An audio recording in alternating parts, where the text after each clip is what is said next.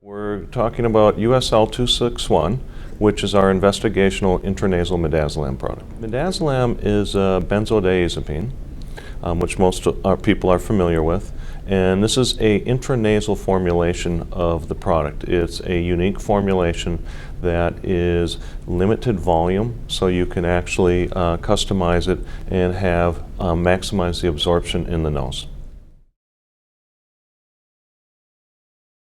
Benzodiazepines are known to be metabolized in the gut, and we want to use an alternate delivery system so that we can avoid first pass metabolism and rapidly have absorption of the product. It's a one-time spray for acute usage, and it's in something that's similar to a migraine medication, which is acute migraine.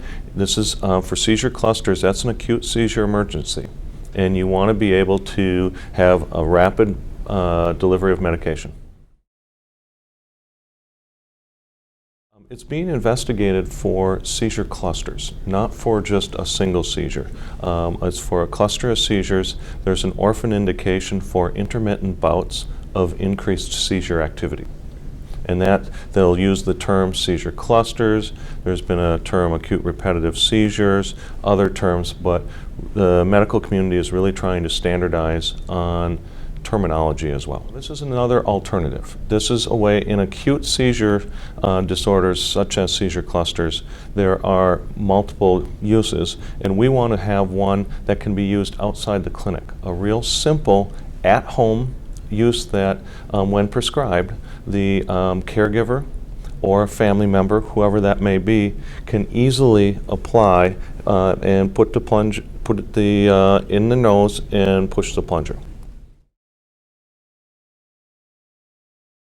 There's really an unmet need right now.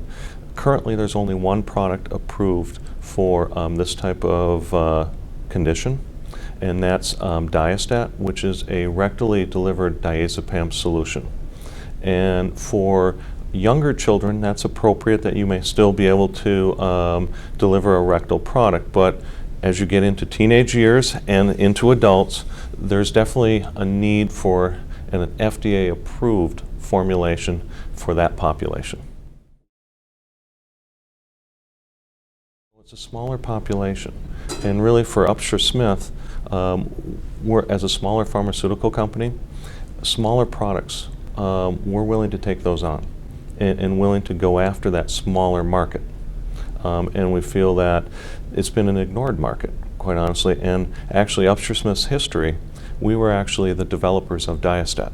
So this goes back to our history and our original need or finding of this unmet need, and it's still not fully. At that point, Diastat was an advancement. It really was. And now we're looking to take it farther as the company is coming back to some of our much earlier roots over 20 years ago.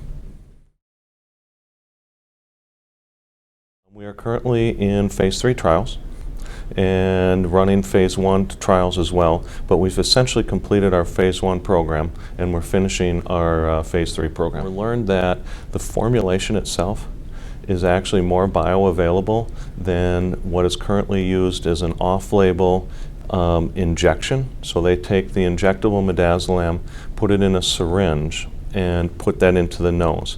Well, that's not optimized for nasal delivery. That's an IV formulation. And what we've really found with our PK studies is that we are more bioavailable than the IV formulations, and we're much more optimized volume.